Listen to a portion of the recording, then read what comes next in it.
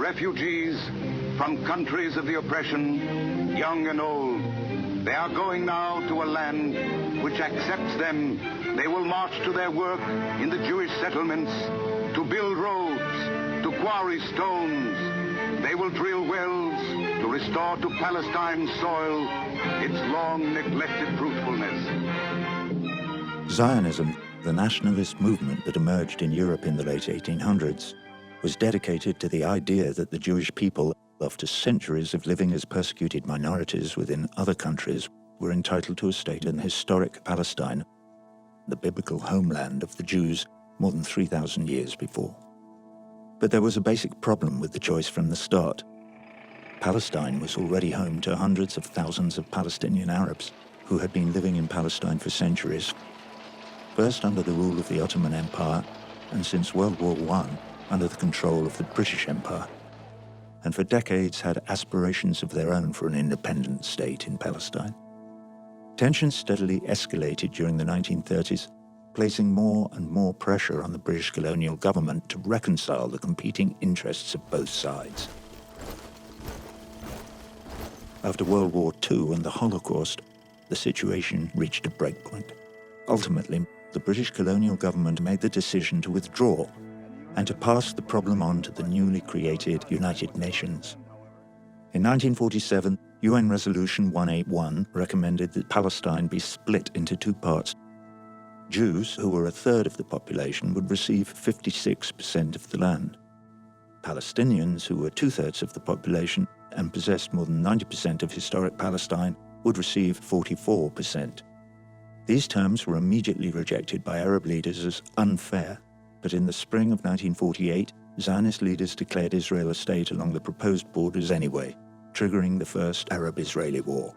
Arab armies set out to destroy the newly born nation, but suffered repeated defeats. After winning a crushing victory, Israel took possession of even more land. By the time armistice was declared in 1949, Israel controlled 78% of historic Palestine. The creation of the new state would be celebrated by Israelis as a triumph. But to this day, it is commemorated by Palestinians as the Nakba, the Arabic term for the catastrophe, in memory of the hundreds of thousands of Palestinians who were driven from their homes to make way for the new Jewish state. All told, approximately 700,000 people, more than half of Palestine's native population, were uprooted. There's a lot of sympathy that can be generated, and I think rightly so, for what Jewish people as a whole have dealt with in Western societies and globally because of anti-Semitism. The question then becomes, what is the proper response to that?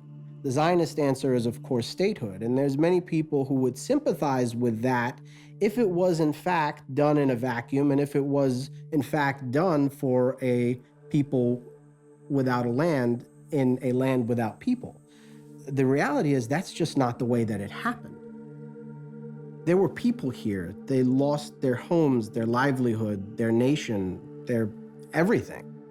This was a land in 1910 that was 93% Palestinian Arab and 6-7% Jewish.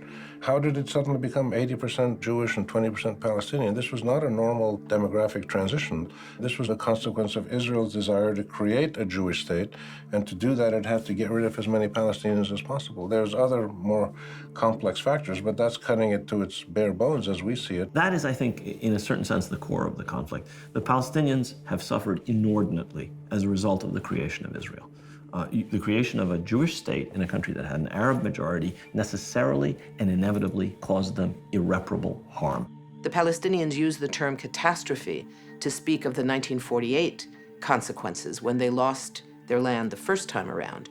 In '67, it was another Nakba, another catastrophe. In June of 1967, Israel won what was perceived as a stunning underdog victory over much larger Arab armies during the Six-Day War.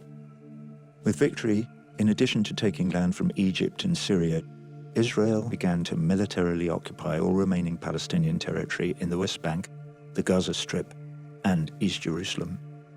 Suddenly, all of Palestine is now lost. We now had no Palestinian land left under Palestinian control. You had a huge Palestinian population living as refugees or living under occupation.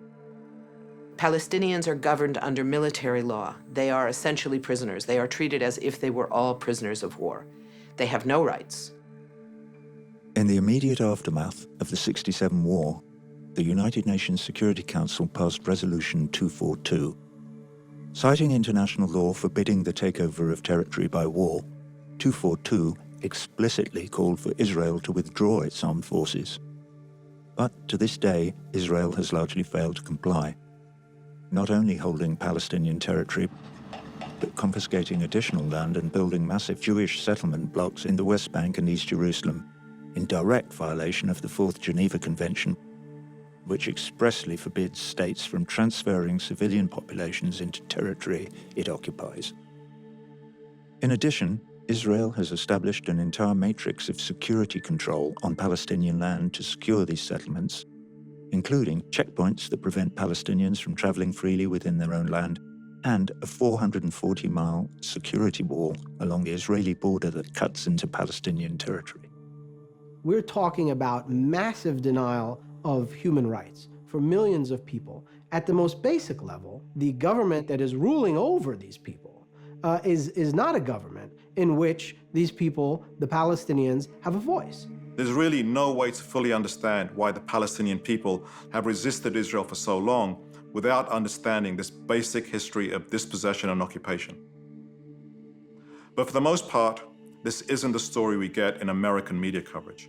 Instead, the legitimate grievances of Palestinians, including their right to resist an illegal military occupation, get pushed out of the frame by this constant discussion about extremism and terrorism and anti-Semitism. You know, rational, clear-minded people understand that Hamas is a terror group and it is committed to killing Jews and white people. It's never about land, somehow. That gets dropped out. It's never about settlements. It's always about they hate us because we're Jewish. Whatever the Palestinians have done is portrayed in terms of mindless violence against Jews out of some kind of primeval anti-Semitism. No sense of how this started, where the animus comes from. It's completely inexplicable in the way in which it's generally presented, and these people basically kill because they hate, and they hate because they're irrational Muslim fanatics or whatever. And I think Americans largely get it. They know who the good guys are and who the bad guys are. This is not an illusion. American public opinion is generally supportive of Israel because it's been led to believe that Israel is in the right and the Arabs are bad guys. The Palestinian terror campaign continues. It only justifies again and again that we, Israel, have to continue and defend ourselves. There have been horrific Palestinian terrorist attacks, and I use that word very specifically to mean what terrorism means, which is attacks on civilians for a political purpose. Anger in Israel today at last night's suicide bomb in Tel Aviv, which killed 4 and wounded around 50. Those are horrific attacks, which should be condemned. They are violations of international law, period. But the problem is, Israeli violence is assumed to be legitimate because it's always self-defense. Some of the people who have been killed are said to be civilians. In fact, 2 of them are said to be little girls. But the Israeli military says they try to the best of their knowledge to make sure whoever they are striking was a known militant. All the cases when Palestinian people were killed by the Israeli military, and this is not called acts of terror, and one should ask why, if it is civilians who are being killed, but from a plane and not by a suicide bomber, why this is not terror, and only terror is when somebody is killed by a suicide bomber. If the terrorist label can only be affixed to one set of people, but not another set of people, then you're in an Orwellian zone. You're down a rabbit hole of linguistic manipulation. The last thing they want is a political settlement. What they want is more demonstrations, more riots, more bodies. That's what they want. And so this becomes the framing of the situation. Israel is defending itself, which means Israel is not the aggressor here. That doesn't square with the reality on the ground, and we know that. You have a right to defend yourself. You don't have a right to occupy people, deny them their human rights, and then cry foul when they resist. That's not the right to self-defense. That's the right to repression. That's what Israel is asking for here. Israel says this is a response to the almost 800 rockets that had landed in Israel from Gaza this year alone. Again and again, the wider context of Israel's occupation simply drops out of the coverage. so that it comes across as this confusing and endless cycle of violence that begins when Palestinians attack and Israelis retaliate in self-defense. 3 Palestinians were shot and killed while allegedly trying to attack Israelis with kitchen knives. This cycle of violence continues. When Hamas launches rockets from Gaza, Israel hits back. Cycle of violence presupposes this back and forth.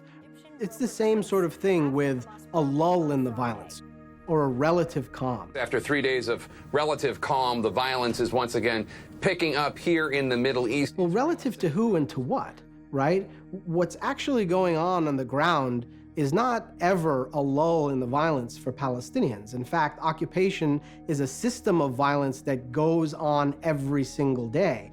Just because there's no violence that Israelis are witnessing for a particular period of time before it resumes again does not mean that there's no violence facing Palestinians from the occupation. So this lull in the violence is only seen through the prism of Israeli victimhood, not Palestinian victimhood. You know, the Jews have gone through an unspeakable historical trauma, right? But the fact is that if you look at other sort of reactionary or right-wing propagandas, various kinds, you know, nationalistic and so on, you see that what they all tend to have in common is this view that we are in danger. We are victims. They're trying to destroy us. If history has taught the Jewish people anything, it is that we must take calls for our destruction seriously. We are a nation that rose from the ashes of the Holocaust. When we say never again, we mean never again. You're the victim, so anything you do in self-defense is okay, even though it has you acting like a monster, right? A suggestion that Israel has committed war crimes is particularly offensive, given that the Jewish people suffered under the most horrific war crimes in the Holocaust.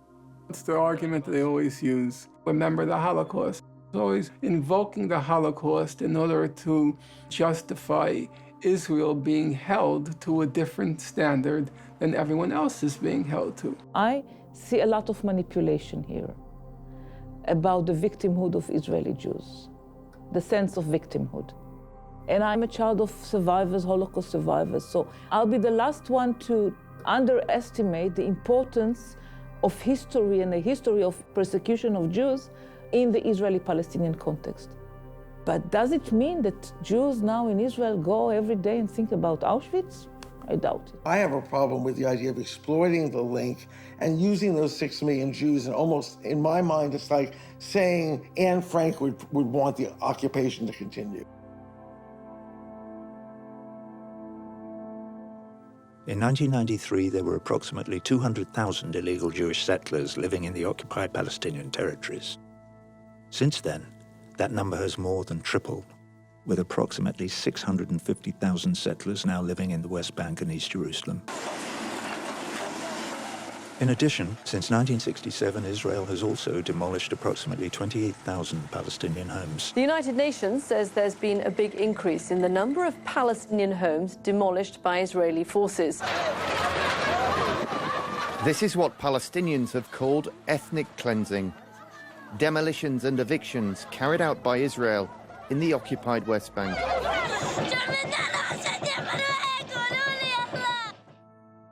So if you look at the result, what's happened over the past 20 years, it was an annexation process. What has happened is that now 1 in 11 Israeli Jews live in these illegal settlements. So the failure to confront the settlement enterprise from the very beginning, I think, has created a almost insuperable obstacle to the creation of a Palestinian state.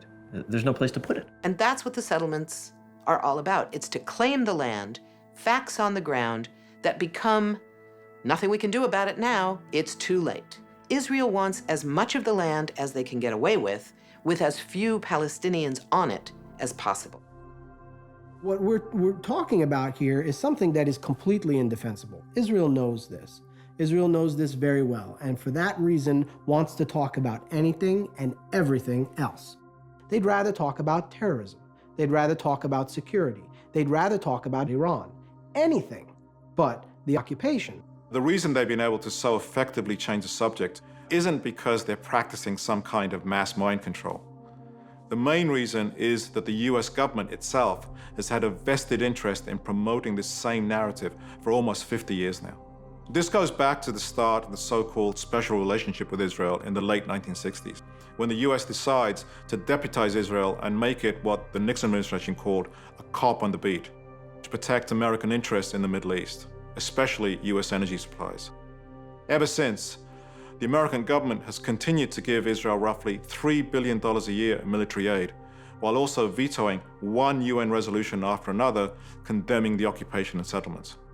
The challenge is to make sure that the American people stay on board with US aid, despite what Israel is doing. A number of well-funded public relations organizations have emerged within the United States to help Israel justify its policies, especially the occupation and settlements. One of these groups is the Israel Project. In 2009, the Israel Project turned to conservative pollster and rebranding expert Frank Luntz. Frank Luntz. This is the man that reframed the estate tax as the death tax, healthcare reform as government takeover of healthcare. Now, some critics have called Luntz a spin doctor who manipulates public emotion, but Luntz would reframe that as Fox News analyst. The Israel Project hired him to determine which talking points used by Israeli and US officials over time have been most effective in maintaining American sympathy for Israel.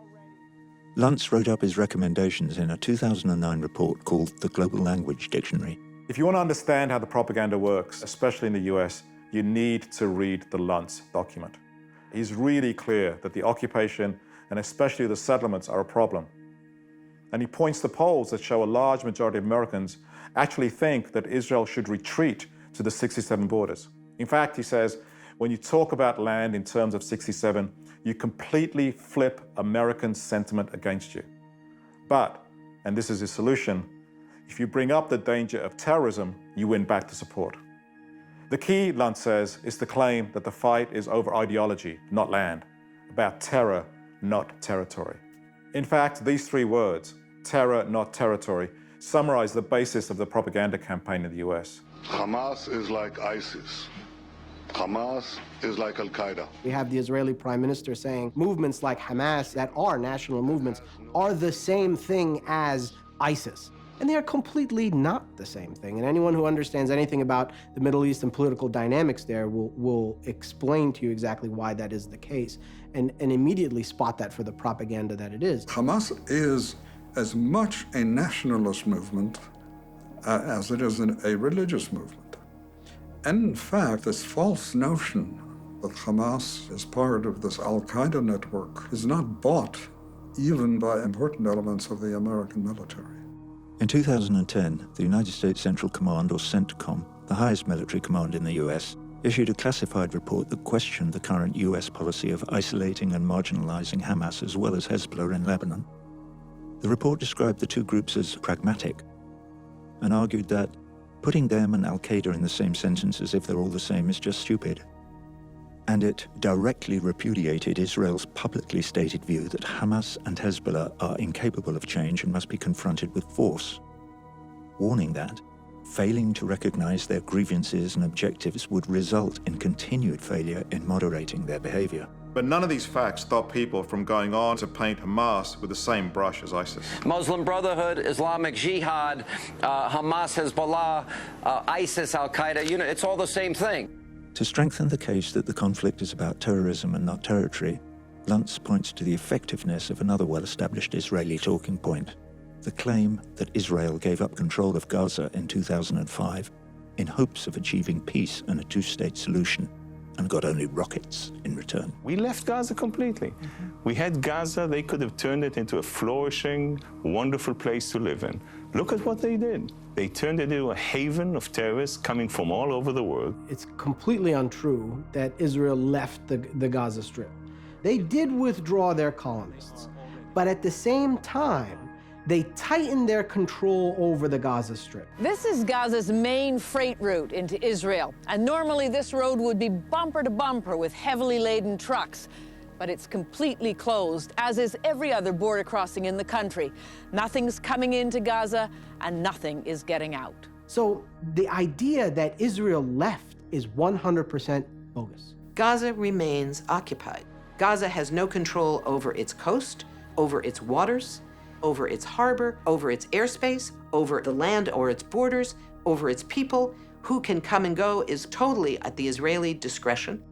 In Gaza, there are constant military attacks by the Israeli Air Force, by drones.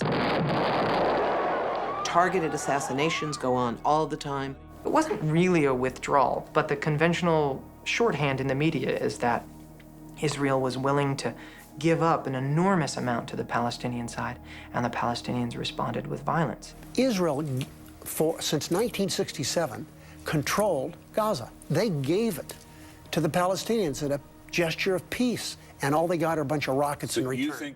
This is the basic frame of Israel's PR campaign. Make sure the media stays focused on terrorism and Hamas extremism as a source of the conflict, not the occupation and the settlements.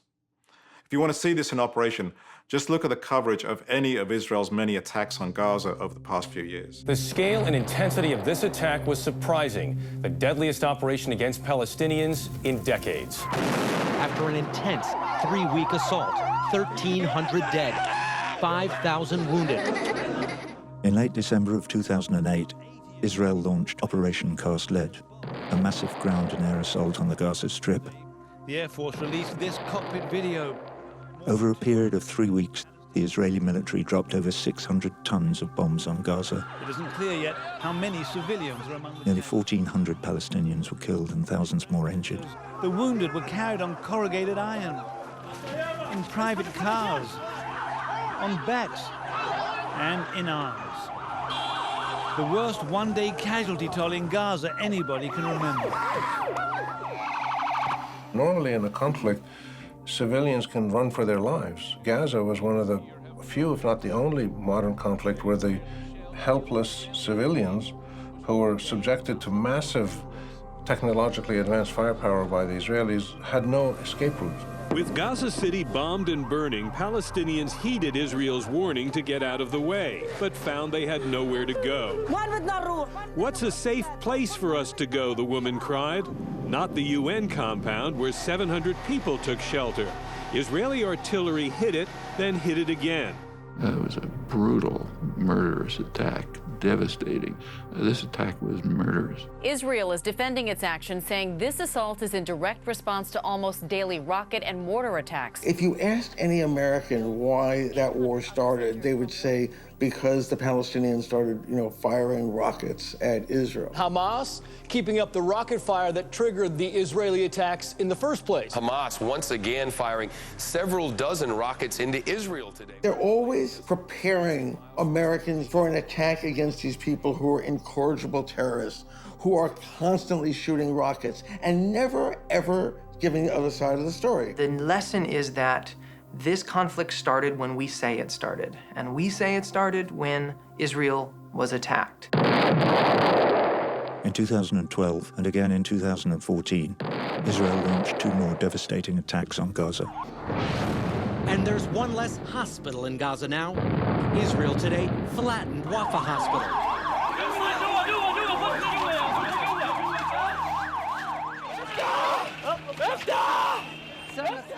Israel can saturate the media with its spokespeople, but there's still the problem of massive Palestinian casualties showing up on television screens. You can't make those images go away.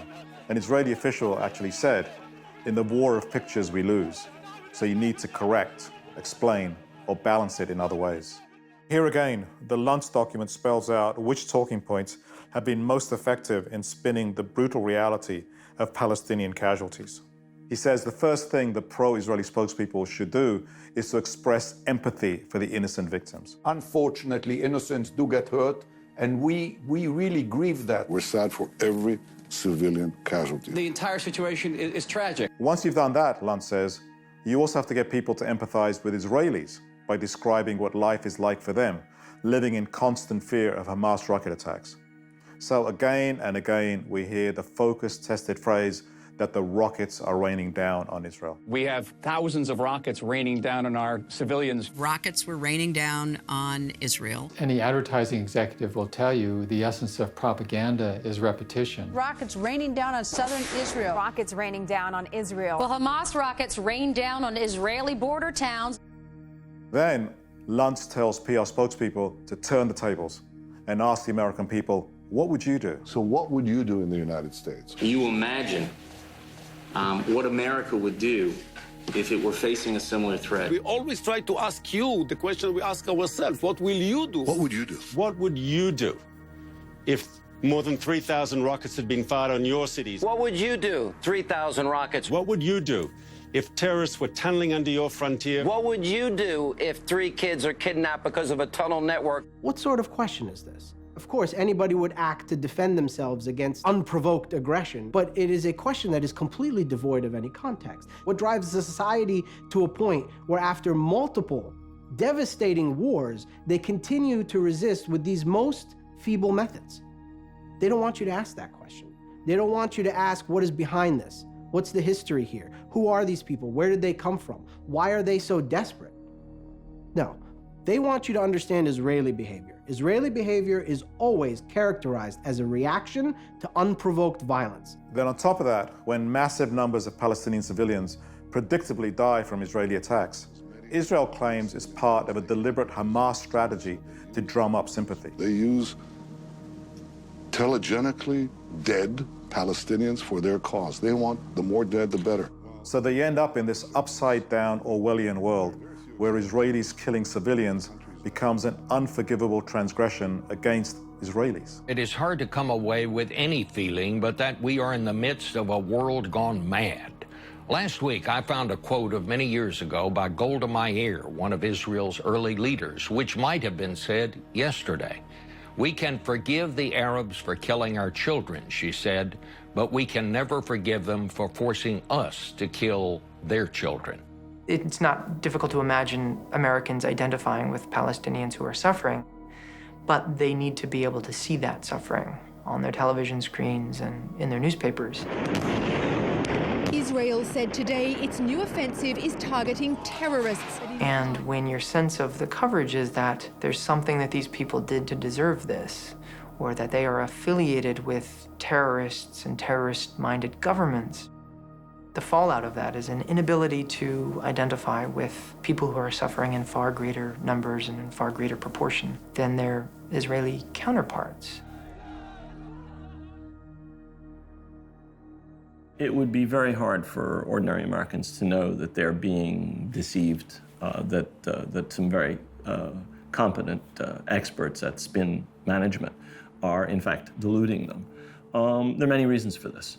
One of them is that the American political class has basically swallowed the line, hook, line, and sinker. They keep getting rocket attack after rocket attack, and then they're criticized for human rights problems because they defend themselves. This is particularly true for Republicans. They're responding, Mr. Speaker, to attacks on their civilian population. But it's also true for many Democrats. We stand with our ally. We stand with the democratic state of Israel. We stand against terrorism. This administration will always stand up for Israel's right to defend itself. There's nothing happening here that's secret or under the table. It's not a cabal. It's not a conspiracy. It is, in fact, domestic politics the way it's practiced here in the United States. There are roughly 36 or so pro-Israel PACs that give money. Over the last 15 or 20 years, they've given $55, $60 million in American elections. There are 1 or 2 Arab American PACs, and I believe last time I looked, they'd given, $800,000 to $1 million. So you've got $55 million of PAC contributions on one side, and you've got maybe $1 million at most on the other side. And that gives you a pretty good sense of what the balance of power is if you're planning on running for Congress. It's all about the money. And I do see a lot of old friends here. And I see a lot of new friends of Israel here as well. Democrats and Republicans alike. Bibi Netanyahu got a joint session so that Democrats and Republicans would have the opportunity to stand up and cheer for him, and it would be good for their campaigns to raise money. He put out the most hardline propaganda that went entirely against U.S. policy. Israel will not return to the indefensible boundaries of 1967. And he gets 29 or 39 standing ovations. What are they applauding? The continuation of the conflict? Are they applauding that more Israelis and Palestinians are going to keep dying? Is that what they're applauding? No, they're applauding, we want more money in the next campaign. That's what it's entirely about. There is no other issue like this. The actual views of most people in the American Jewish community, according to every poll, diverge greatly from the extreme right-wing neoconservative views of the entire establishment leadership of that community. Most people in the Jewish community are much more liberal. They're against settlement, they're against occupation, they want a two-state solution. The lobby and the various other institutions are the main supports and props of settlement and occupation and of protection of the status quo. And there are some key elements of what we call the Israel lobby that aren't Jewish, so-called Christian Zionists. Evangelical Christians in America have become Israel's staunchest ally in an increasingly hostile world. Powerful groups like CUFI, Christians United for Israel, lobby Congress for an expansion of Israeli territory because they believe that's what the Bible calls for. CUFI representatives from all 50 states went to Capitol Hill. Their purpose was to personally speak with their elected officials and express concerns for Israel's security and their support of Israel's right to the land by biblical mandate. In the United States, roughly a third of the population believes that every word of the Bible is literally true.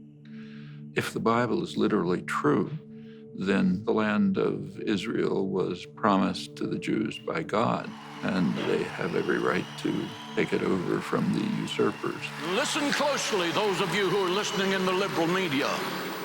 The Jewish people are not occupying the land of Israel. They own the land of Israel. The truth about Israel is God gave the land of Israel to Abraham in an eternal blood covenant 4,000 years ago. The land of Israel belonged to the Jewish people then. It belongs to the Jewish people today, and it will belong to the Jewish people forever. The land is their land. One of the problems with the influence the Israel lobby has in the United States now is it has been hard for government officials to have an honest discussion. Anyone who is critical of the special relationship, criticizes the activities of the lobby, or disagrees with the policies that they recommend, or is critical of Israel's conduct, is virtually certain to be attacked, usually in very harsh ways, by Israel's defenders. There are watchdog groups that keep track of what different media organizations publish or broadcast, and if they're not happy about it, they either publish their own attacks, they organize consumer boycotts. Israelis and the lobby do not think there's ever any problem with policy. The problem is only the way it's covered, which is why they have organizations like CAMERA, which is, the Committee on Middle East Accuracy. Accuracy means that you present the side that makes Israel look good. The lobby and the Israelis believe that the mainstream media in America is pro-Palestinian. I mean, it's laughable. Look at the pressure that came down on veteran NBC reporter Ayman Mohyeldin when he was covering the 2014 Gaza invasion for NBC. Mohyeldin was playing soccer on a beach with 4 Palestinian kids just moments before they were killed by an Israeli rocket. And he talked about this on social media and shared video of the heartbroken reactions of the kids' parents.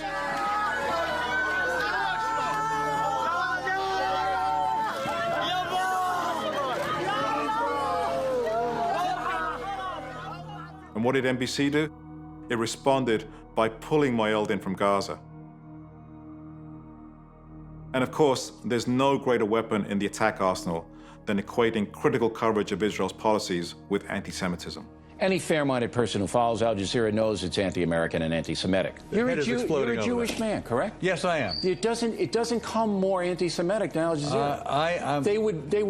They would do violence to you. Who and who? A journalist at Al Jazeera? The people that run that network would do violence to you. I hardly think so. Abba Eban wrote an article in which he explained to American Jews what their task was. Their task is to show that anyone who's a critic of Zionism, by which he means a critic of the policies of the State of Israel, must be either an anti-Semite or a neurotic, self-hating Jew.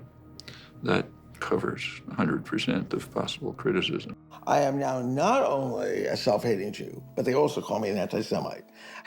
With my 4 Jewish grandparents, I'm still an anti-Semite. My wife was born in a displaced persons camp in Germany, and I'm an anti-Semite. They have, for a very long time, been able to effectively defend the indefensible to the American public through smearing individuals on the opposite side of things, labeling them all kinds of things, sympathizers with terrorism. I've done dozens of interviews which begin from the terrorism departure point. But when given an opportunity to actually speak and present a different perspective, that can dissolve rather quickly. Is Hamas a terrorist organization? Do I get to actually speak now? You get to answer the question. It's a simple yes or no question. Is Sir, Hamas... you invited me on here. Is Hamas, whose charter calls for the destruction of Israel, is that a terrorist organization? That's a yes or no question. Thank you for your question. Finally. It's very telling to me that, and it should be telling to your viewers as well, by the way, that the moment you have a Palestinian voice on your program who begins to explain the legitimate grievances of Palestinians on the ground, is Hamas a terrorist not just organization? Hamas. Answer. Sir, let me answer the question. Finish. What part of this can't you get through your thick head? I think is Hamas a terrorist organization? Excuse me? Yes or no? The only thing that you're going to say is what we want you to say. And if you don't say it, we're not going to let you speak. So you end up with reporting that gives way more priority and weight to the official Israeli perspective than to the Palestinian one. Look at how American media covered Israel's 2014 attack on Gaza. A keyword search of all the major networks showed that over the course of the 51-day assault, Israel's ongoing military siege and blockade of Gaza were barely mentioned compared to the thousands of times Hamas rocket attacks on Israel were mentioned. Why is Hamas launching missiles into population centers of Israel? The basic propaganda frame is built into the very assumptions journalists bring to the table. Since Israel pulled out of Gaza in 2005, 8,000 rockets have been fired from Gaza into Israel. This is how propaganda works. It works by getting your words in the mouths of other people, especially the mouths of supposedly objective media commentators. I'm wondering, though, whether you're outraged by the conduct of Hamas, starting the conflict by firing rockets, building tunnels to kill and kidnap Israelis, being more than willing to sacrifice Palestinian lives by embedding them into their own kind of arsenal and using them, as Israel contends, as human shields. It doesn't seem like propaganda at all. It just seems like news. And this goes across all the major media, including the supposedly most liberal. Look at Rachel Maddow on MSNBC, who's known as the leading progressive voice on mainstream television. She did only 4 segments on the war. And during these few segments, she never once mentioned Israel's ongoing occupation of the West Bank or its siege and blockade of Gaza, instead choosing to frame the invasion as part of a senseless cycle of violence. It's been a constant cycle of fighting between Israel and Hamas for the past several years in Gaza. And if it feels like deja vu, feels like, ugh, I've heard all of this before, you are right. Because this really does keep happening over and over and over again. Our media operations, national media, is a scandal when it comes to Israel. I look at the UK with all its deficit, and there's a real debate. For example, there's this anchor called Jon Snow, Channel 4 in the UK, and he interviewed Mark Regev, and he grilled him with questions, grilled him. Mark Regev, how does killing children on a beach contribute to that purpose? What was the point of bombing the El Wafa hospital, for goodness sake? There are grave uncertainties about whether you are acting within the law. I disagree. Yes. Oh, yes. You are deliberately targeting neighborhoods in which you know there are women and children. You've tried everything with Gaza. You've besieged it for 7 years. The people live an intolerable and ghastly life, and you know that better than anybody. Why don't you try one other thing? Talking. Why not talk? Why not be brave and talk directly with them? Why not? I can never see this in America. I never seen anything like this in the United States. There have been occasional examples of American journalists who've had the courage to challenge the official Israeli line. Back in the 50s, CBS's Mike Wallace didn't back down from grilling Israeli Ambassador Abba Eban about Israel's illegal takeover of Arab land. The fact remains that Israel benefited territorially from a war, from armed violence. Well, as a member of the Judaic faith, which cherishes social justice and morality, do you believe that any country should profit territorially from violence? And years later, Wallace didn't shy away from comparing the terrorist tactics of Palestinian militants with the terrorist tactics of Jewish militants in the 1940s. The fact is that innocent people die from terror, whoever the terrorist. The Jewish independence fighters, trying to hasten the exit of the British from Palestine and to intimidate the Arab population there, bombed bus stops and office buildings, railroad trains and shopping crowds. More recently, in 2012, during a 60 Minutes piece, the late Bob Simon dared to report on what day-to-day life is like for Palestinian Christians who live under Israeli occupation. Israel has occupied the West Bank for 45 years, turning the little town where Christ was born into what its residents call an open-air prison. Christy Anastas lives with her mother Claire, her father, brother, and sister in this house, which is surrounded on 3 sides by the wall. How do you live with this? Simon's report was seen as so unusual and so incendiary that Israeli Ambassador Michael Oren actually tried to spike it, censor it, leading Simon to directly confront him on camera. When I heard that you were going to do a story about Christians in the Holy Land, and my assumption, and had, I believe, information about the nature of it, and it's been confirmed by this interview today. Nothing has been confirmed by the interview, Mr. Ambassador, because you don't know what's going to be put on air. Okay, I don't. True. Mr. Ambassador, I've been doing this a long time, and I've received lots of reactions from just about everyone I've done stories about, but I've never gotten a reaction before from a story that hasn't been broadcast yet. Well, it's the first time for everything, Bob. These are examples of exceptional reporting, but they are the exception. And there's a reason for that. In each of these cases, these journalists were mercilessly attacked and labeled anti-Semitic. It didn't matter that they were both Jewish. That's how the climate of intimidation works. It's almost impossible to get any view that isn't one way or another shaped by an Israeli perspective. Almost impossible. It cannot get in without facing a firestorm of pit bull attacks to make sure that the line is followed. Everyone who's trying to tell the American public a different side of the story, an alternative view of the conflict that's reality-based, has already crossed a barrier of fear. And I think they've already told themselves, well, I'm gonna pay for this, but I'm ready to pay the price. Over just the past few years, the proliferation of social media and internet news sources has made it increasingly difficult for the Israeli government and pro-Israel groups in the US to manage American perceptions of the conflict. Video footage and reporting from the ground bearing witness to the reality of the occupation are now more accessible than ever on the internet.